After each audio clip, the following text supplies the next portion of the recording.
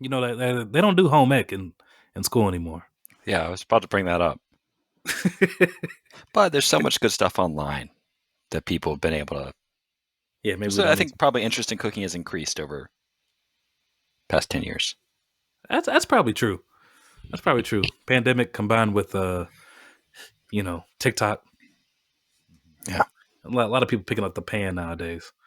I've noticed that if, you're at a group thing or family thing, if the younger people are cooking the meal, it's going to tend to be better than the older people. This may be Oh, a white thing, now that I think about it, because historically don't make you very know good what?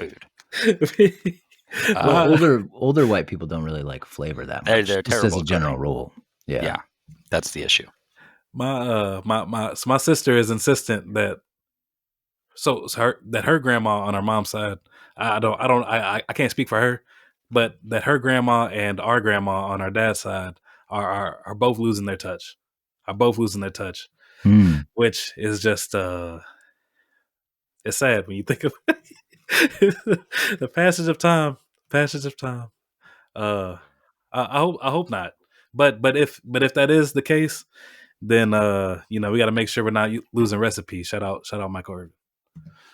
So I would encourage everybody to just make sure that holidays are coming up. Holidays are coming up, ladies and gentlemen. Make sure you get in that kitchen with your grandma, your grandpa. So make sure that we're not losing recipes here as a nation. I don't need to be getting in the kitchen with my grandparents. There's nothing to be learned from them on the. Oh, On the recipe front. Yeah, so choose whether your grandparents are good at cooking. I was fair just at my enough. mother-in-law's house over the weekend. She's a great cook. Shout out Carol Ottoman. Way to go. Hmm. She's a great cook. MLS playoffs. One Thanksgiving, my grandfather just like barely cooked the turkey.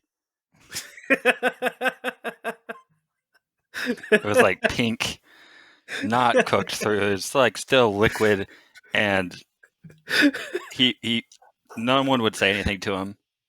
He cut it. He'd already carved it and everything. Just put it on the table. We all just sort of like. Come on, bro. So that knife got salmonella all up in the. He'd spent all day on it. Oh man! All day doing what? Was it the oven not I don't on? know. I don't know. He was. Fiddling with it. We were going to talk about MLS. He had the oven light on, but the thing. I think that may have happened for the first half of the day. I think.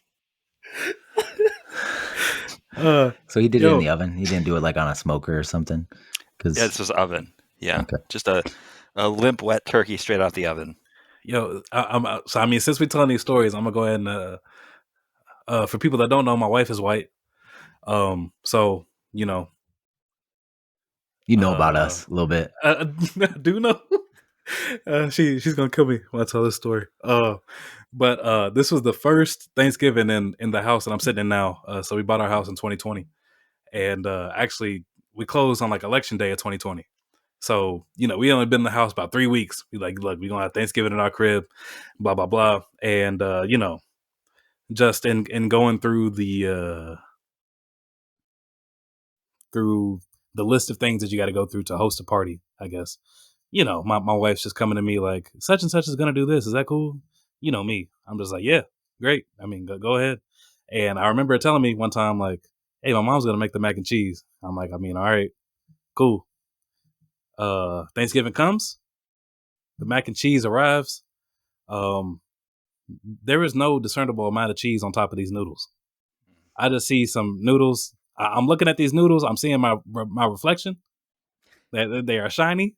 There seems to be some type of oil on it, and I mean, there's cheese like dabbed here and there, just like I can't even explain.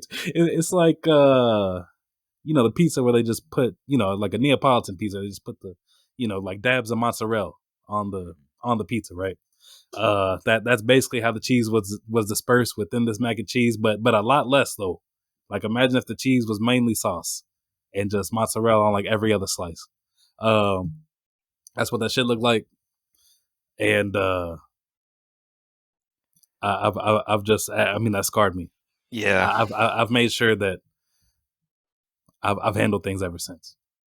That's all. Oh, That's really and then the kicker. Forgot the punchline, ladies and gentlemen. So after, of course, like I'm as I've told y'all, a very respectful, well-mannered Southern gentleman. I didn't say anything. I ate the shit out of that mac and cheese. I took a big, and by 8, I took a scoop and threw it away later. And so, like later that night, like, I mean, I'm disgusted. I'm hot because mac and cheese is very important to me personally. If you're gonna make it, Put some cheese on it. But anyway, I asked Chris and I was like, "Yo, what was the deal with your mom's mac and cheese?" And she says, "Oh, she doesn't like cheese." That's the thing that's my mom will do stuff like that too.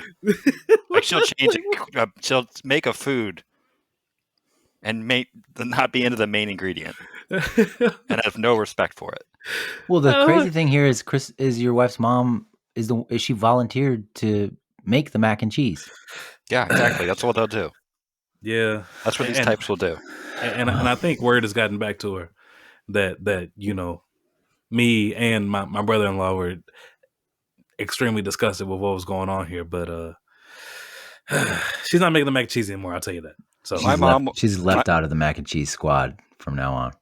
My mom will buy a pre-made Costco soup, like a cheddar and broccoli, and just add equal parts water to it. What?